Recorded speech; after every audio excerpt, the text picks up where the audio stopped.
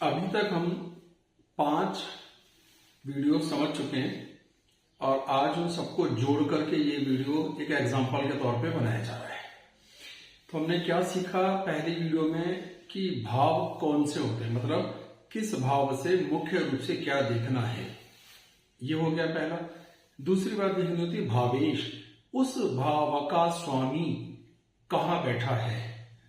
तीसरा देखना होता है दृष्टि, उस भाव पर या उस भाव के स्वामी पर कहां कहां से कौन कौन सी दृष्टियां पड़ रही हैं। उसके बाद हमें देखनी होती है युति, मीन्स वो ग्रह किन और ग्रहों के साथ जुड़कर बैठा है या उसके भाव में कौन से ग्रह बैठे हैं, इन दोनों का भी प्रभाव होता है। और सबसे इंपॉर्टेंट लास्ट में देखना है कारक, जो उसके भाव कारक होते हैं उनकी स्थिति कैसी है। इन 5 चीजों को मिला जुला करके देखा जाता है, जिनकी सबकी लिस्ट आपके सामने है। तो ये एक कुंडली है जिस पर ट्रायल करते हैं, एक कोशिश करते हैं इस बात को समझने या समझाने की कि कैसे इन चीजों को देखना है। तो बड़ा आसान है, भाव देखें, समझ में आना चाहिए कौन सा भाव है, उसके बाद पहला भाव कौन सा और दूसरा भाव कौन सा है, ये चीज हो गई। उसके बाद शुरू होता है अगला योग कि कुंडली में उस भाव का राशि कौन सी बैठी है, उस राशि का स्वामी कौन सा है, उसकी लिस्ट अवेलेबल है, उसे देखिए।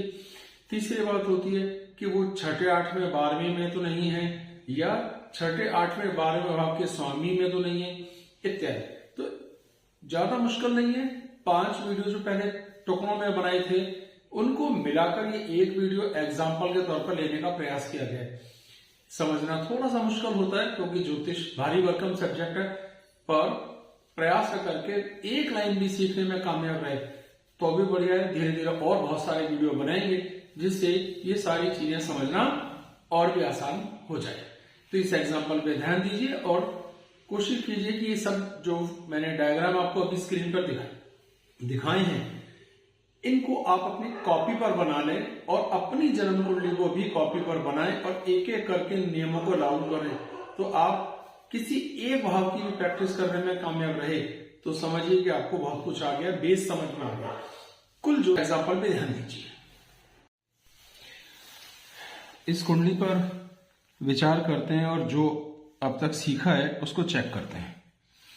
बिल्कुल दिमाग नहीं लगाना है, आराम से बैठ के सब चीजें बेसिक्स की देखनी है। तो पहली चीज क्या है कि हम जानते हैं कि ये पहला घर होता है, ये एंट्रेंस गेट है एक तरह से। तो 1 2 3 4 5 6 ये पेंसिल से जो लिखे हैं ये भाव की संख्या है। इस भाव में राशि कौन सी, इस पर ध्यान देना होता है। तो पहले भाव से हम लोग देखते हैं आदमी जिसकी कुंडली पढ़ी जा रही है उसका सेल्फ, उसका व्यक्तित्व, उसकी पर्सनैलिटी के बारे में समझने का प्रयास करते हैं। तो ये हो गया पहला। अब पहले भाव में नंबर है 2, यानी राशि 2 नंबर की वृषभ राशि है। 2 नंबर की राशि का कंट्रोलर है शुक्र। तो ये 2 बात पता चली। हमने ढूंढना है कुंडली में शुक्र कहाँ लिखा है। शुक्र लिखा है 12वें भाव में। अब हम जानते हैं कि 6ठे 8वें 12वें भाव में जाने पर ग्रह उतनी परफॉर्मेंस देता नहीं जितनी हम उससे उम्मीद करते हैं। तो इस हिसाब से यहां ये कमजोर हो गया। अब एक नियम ये कहता है कि इस भाव का जो स्वामी है, किसी भी भाव का स्वामी है, पापी ग्रह के साथ बैठेगा तो भी वो अपनी परफॉर्मेंस में कमी रहेगा। यहां पर शनि बैठे हैं जो शुक्र के साथ हैं। अब ये दूसरी समस्या हो गई। तो पहली कि भाव के स्वामी को 12वें भाव में नहीं होना चाहिए था। दूसरी, वो एक पापी ग्रह के साथ बैठा है। तीसरी, एक और पापी ग्रह की उस पर पूर्ण दृष्टि है। तो जो चीज समझी अभी तक वही था, ये लग्न का स्वामी शुक्र है, शुक्र 12वें भाव में है जो कमजोर है, उस पर पापी ग्रह शनि की युति है और मंगल जो मारक भाव का स्वामी भी है, 12वें भाव का स्वामी भी है, की पूर्ण दृष्टि पड़ रही है। तो यहां ये अंदाजा हो जाता है कि पहला भाव उतना मजबूत नहीं है, उतना शानदार नहीं है जितना होना चाहिए। फिर देखते हैं कारक। पहले भाव का कारक होता है सूर्य जो कुंडली के 11वें भाव में। कारक की स्थिति यहाँ पे कमोवेश ठीक है, इसमें ज्यादा समस्या की बात नहीं है। अब इस भाव को हम ले लेते हैं एवरेज अच्छा। दूसरे भाव पर चलते हैं। दूसरे भाव से हमने देखना है कुटुंब का सुख, धन, संपदा, हमारी बोली भाषा इत्यादि। यहां मैथ का नंबर है 3। 3 नंबर मतलब इस राशि का स्वामी मिथुन, ये जो मिथुन राशि का स्वामी है बुध। अब ढूंढना है कि बुध कहाँ है। बुध यहां है 11वें भाव में, जो अपनी नीच राशि में है, कुंडली के नीच राशि में है। नीच राशि में होने के कारण इसकी प्रभाव कुछ कम हो जाएगा। यहां ये नीच भंग योग बना रहा है, ये धीरे धीरे पढ़ेंगे, पर अभी इतना ही समझते हैं कि ये अपनी नीच राशि में है। लेकिन ये आमदनी का घर है और ये धन और आमदनी अगर आपस में जुड़ते हैं तो कहीं ना कहीं फायदा हो सकता है। लेकिन फिलहाल इस भाव की स्थिति कमजोर, मतलब कुटुंब से तालमेल की स्थितियां कमजोर हो सकती हैं, बोली भाषा की कमी हो सकती है, धन की कमी देखने में आ सकती है। ये यहाँ थोड़ी थोड़ी सी हमें चीजें समझ में आ जाती हैं। एक चीज हो गई। अब ढूंढना है कि इस भाव का कारक क्या है। इस भाव का कारक है गुरु, और गुरु यहाँ पर अपनी राशि का बैठा है, बहुत अच्छा है, ये कारक अच्छा है। दूसरा कारक है केतु, केतु भी बहुत अच्छा है। इस हिसाब से तीसरे भाव की स्थिति मिली जुली अच्छी है, ना बहुत अच्छी है ना बहुत खराब, तो ये एक एवरेज सिचुएशन मेंटेन कर रही है। अब तीसरे भाव पर चर्चा करते हैं। तीसरे भाव में से हमने देखना है हमारे प्रयास, हमारे एफर्ट्स, छोटे भाई बहनों का सुख आदि। यहां 4 नंबर यानी कर्क राशि है। कर्क राशि के स्वामी है चंद्र।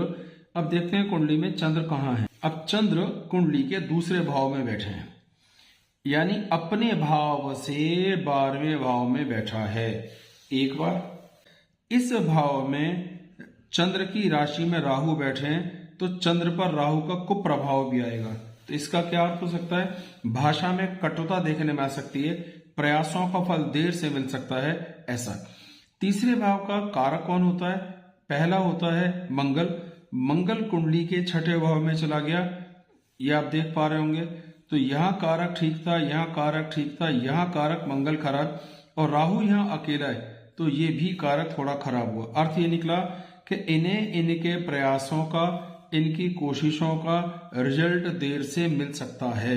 इस बात को थोड़ा सा समझ। अच्छा, अब इस भाव पे विचार करते हैं, ज्यादा नहीं सोचना है। ये चौथा भाव है जहां से हम माँ, मन, सुख, अपना वाहन, अपनी पालेने की इच्छाएं, सुखों की इच्छाएं, माँ के साथ तालमेल का सुख इत्यादि। 5 नंबर से हम जानते हैं इसका कंट्रोलिंग स्टार हो जाता है सूर्य, और सूर्य कुंडली के 11वें घर में या अपने भाव से 8वें। जैसे ये पहला भाव है तो 1, 2, 3, 4, 5, 6, 7, 8। तो यहां पर ये स्थिति अच्छी मेंटेन नहीं करता, ये भी अच्छी नहीं थी। तो हमने क्या समझ में आया कि इस भाव का स्वामी अपने से 8वें भाव में चला गया है। ये हुई एक बात। इस भाव में होता है चंद्र और बुध, 2 ग्रह। अब इन चंद्र को देखते हैं, जो हमने देखना है विशेष रूप से कारक। तो चंद्र कुंडली के मारक भाव में बैठा है, इसलिए ये कारक भी ठीक नहीं है। और जो इस भाव का दूसरा है बुध, वो अपनी नीच राशि में बैठा है, ये भी ठीक नहीं।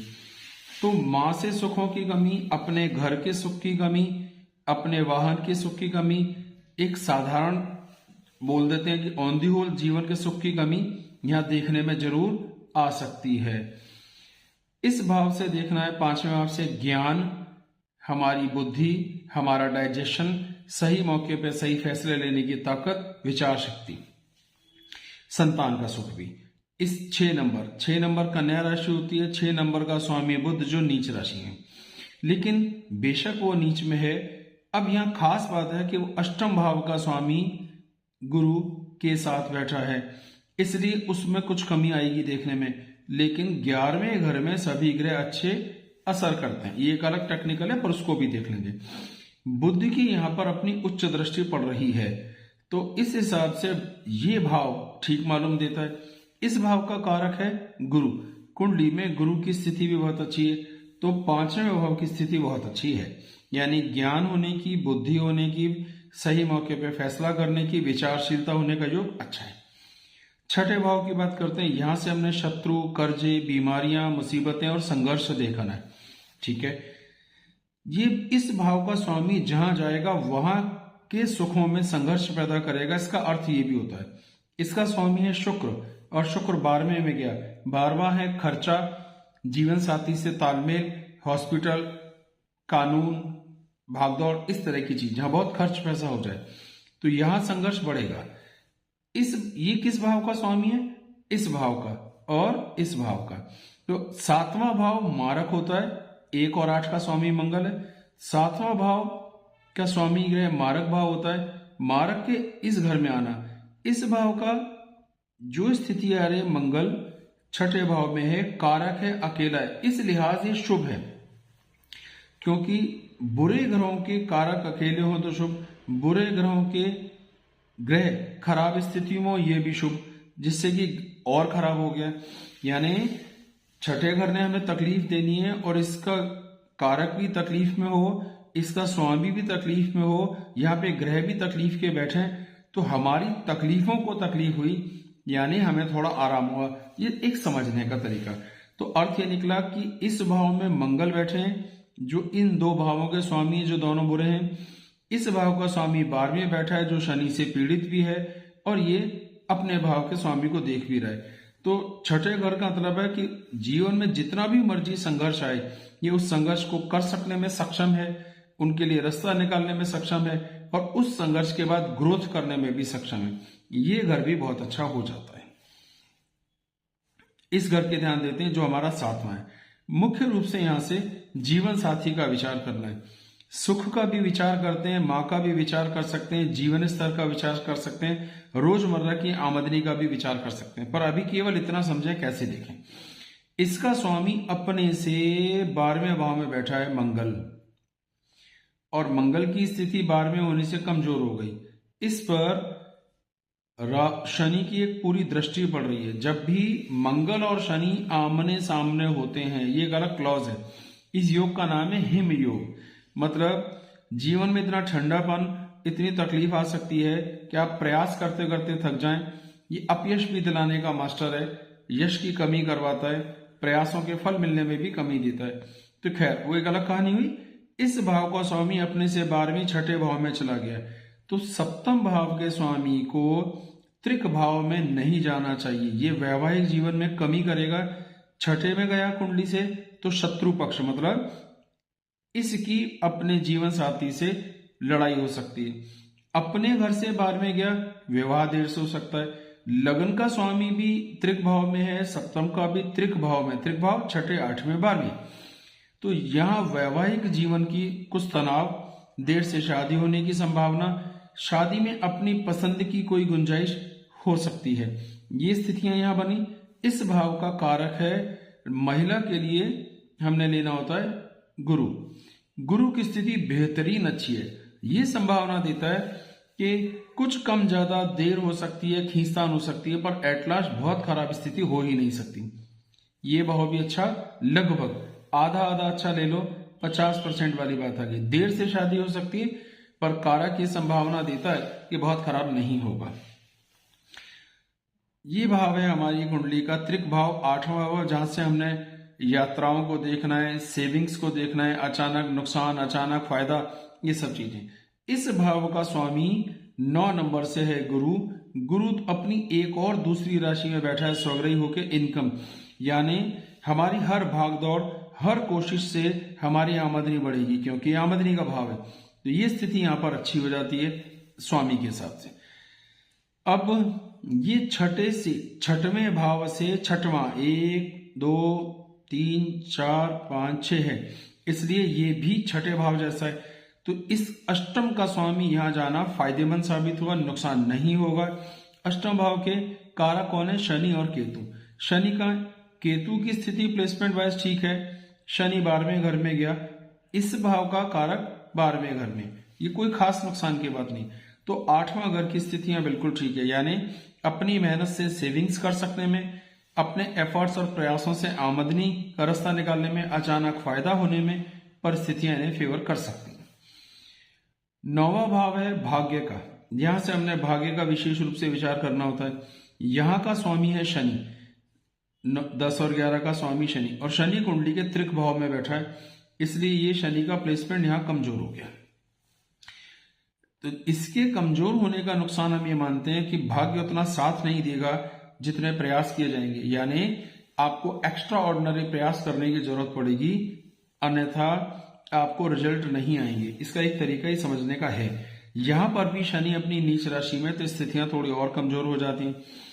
इस पर मंगल की भी पूरी दृष्टि है, तो यहां अर्थ क्या निकला कि इस भाव की बात करते हैं तो इस भाव का स्वामी त्रिक भाव में गया, भाग्य कमजोर पड़ा। भाग्य के साथ ही हमारे एफर्ट्स, हमारा धर्म, हमारी पूजा पाठ भी प्रभावित होगी। थोड़ा बहुत पिता के सुखों की स्थितियां भी यहाँ पर प्रभावित होती दिखाई देती हैं। ये स्थिति कमजोर है। इस भाव का, अब 9वें भाव का 2 कारक होते हैं, सूर्य और गुरु, दोनों ही अच्छी स्थिति में बैठे हैं, तो कारक ये अंदाजा देते हैं कि देर हो सकती है, थोड़े से खर्चे ज्यादा हो सकते हैं, पर एट लास्ट भाग्य इनका साथ देगा। ये अच्छी स्थिति। दशम भाव की बात करते हैं। दशम भाव में 11 नंबर की राशि है जिसका कंट्रोलर शनि है। इस भाव का स्वामी 12वें घर में गया, यानी खो गया, बहुत देर लगेगी, बहुत देर से प्रयास आते हुए दिखाई दे सकते हैं। ठीक है, ये होगी एक स्थिति। इस पर मंगल की दृष्टि की चर्चा तो हम कर रहे हैं, जो और कमजोर कर रहे हैं।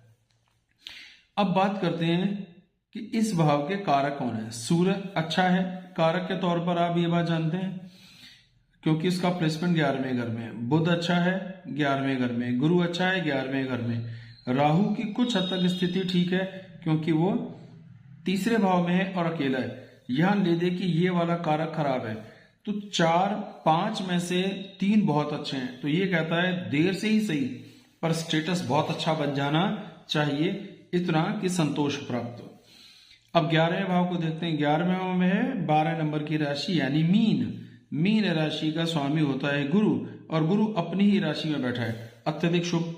इस भाव का कारक भी गुरु ही है और गुरु अकेला भी नहीं है, तो आमदनी का जबरदस्त अच्छा योग यहां बनता है। ऐसी कोई खराब परिस्थिति नहीं है कि आमदनी का बेस कमजोर हो या पैसा न कमा सके, तो पढ़ के लिख के संघर्ष करके पैसा कमाने का। अब आती है 12वां भाव। 12वें भाव में राशि है 1 नंबर। 1 नंबर का स्वामी है मंगल, जो 6ठे में। इन भावों के स्वामी अगर इन भावों में ही कहीं आ जाएं तो वो स्थितियों को खराब नहीं करते, अच्छा करते हैं। कैसे? 12वां घर है हमारे खर्चों का, अस्पताल का, कानून का, भागदौड़ का, समस्याओं का, और वो बीमार हो गया, खुद शत्रुओं के झंझट में फंस गया, तो इस हिसाब से मंगल का प्लेसमेंट 12वें भाव के हिसाब से बहुत अच्छा है। ये हुई एक बात। 12वें भाव का कारक है शनि, ये बहुत अच्छा है, और अकेला भी नहीं बैठा भाव में, कारक को अकेला नहीं होना चाहिए। शनि शुक्र के साथ बैठा है और ये दोनों मित्र हैं, इस लिहाज 12वां घर बहुत अच्छा हुआ है। बहुत अच्छा होने का अर्थ है बहुत अधिक खर्चे नहीं होंगे, बहुत अधिक पैसा बर्बाद नहीं होगा, थोड़ा बहुत ही होगा। मोटे तौर पर हमने 12 भावों के स्वामियों की स्थिति को पढ़ा। क्या मोटा मोटा अर्थ निकल सकता है? लग्नेश 12वें में तो थोड़ा देर लगेगी, धन का स्वामी की स्थिति अपनी नीच राशि में, लेकिन क्योंकि वो इनकम के घर में, तो आज नहीं तो कल इनकम आएगी। भाषा के घर का जो कंट्रोलर है वो चंद्र की स्थिति है कि वो राहु उसकी राशि में बैठा है, तो भाषा में थोड़ा कठोरता देखने में आ सकती है। शनि की 3री दृष्टि भी यहाँ पड़ रही है, इसलिए भाषा की कठोरता दिखेगी। अपने प्रयासों का फल देर से मिलेगा क्योंकि इस भाव का जो स्वामी ग्रह है चंद्र 12वें घर में है, लेकिन प्रयास बहुत करने की ताकत रहेगी, रिजल्ट निकलेगा। सुखों की स्थिति 5वें भाव से थोड़ी वीक है, माँ के साथ तालमेल की कुछ कमियां देखने में आ सकती हैं, माँ से दूर रहने के योग बन सकते हैं, विदेश जाने के योग बन सकते हैं, अलग घर में रहने के योग बन सकते हैं, हायर एजुकेशन में थोड़ी दिक्कतें हो सकती हैं। संतान के घर की स्थिति बहुत अच्छी है, ज्ञान के घर की स्थिति अच्छी है, विचार करने का योग भी बहुत सुंदर है, इसमें कहीं कोई घपला नहीं। ये भाव बहुत अच्छा है, शत्रुओं से लड़ने की ताकत, समस्याओं का सामना करने की ताकत, उन समस्याओं से लाभ निकालने की ताकत कुंडली में है, ये बहुत अच्छा है। विवाह की बात करते हैं। विवाह कुछ देर से हो सकता है, लेकिन आपसी तालमेल एक दिन अच्छा होगा, यानी मंगल इस भाव का स्वामी और सेल्फ का स्वामी शुक्र दोनों एक दूसरे को देख रहे हैं। शनि इसमें देरी की बात करता है, तो थोड़ा देर से विवाह हो सकता है, लेकिन शादी के बाद बहुत बड़ी तकलीफें नहीं होंगी, ये एक संभावना दिखती है। धन संग्रह का योग, यात्राओं का योग, संघर्ष करके और कमाने के योग, कुछ नई नई विद्याएं सीखने का योग, जिसे हम गूढ़ विद्याएं कहते हैं, यहां से बनता अच्छा है। भाग्य की स्थिति थोड़ी एवरेज है, पर शनि की पूरी दृष्टि अपने भाव पर पड़ रही है 10वीं, दृष्टि के हिसाब से देखेंगे तो ये स्थिति ठीक है कि यहाँ पर थोड़ी सी संघर्ष है, ऐसी बात नहीं है, लेकिन बहुत ज्यादा खराब स्थिति नहीं, और एवरेज अच्छा है। दशम भाव की स्थिति कंट्रोलिंग प्लैनेट 12वें में चला गया, ये कमजोर स्थिति है, कारक सारे अच्छे हैं, तो देर से सही रिजल्ट आएंगे, अपना स्टेटस बनाएंगे। आमदनी का योग बहुत अच्छा है, धन का योग बहुत अच्छा है, इसमें कोई दिक्कत नहीं। खर्चों को कंट्रोल कर सकने, उन्हें संभाल सकने, उन्हें मिनिमाइज करने की ताकत है। तो एवरेज में ये एक अच्छी कुंडली है जिसमें सिर्फ थोड़ा देर लगेगी किसी भी रिजल्ट को आने के लिए, पर रिजल्ट सबके आ जाएंगे।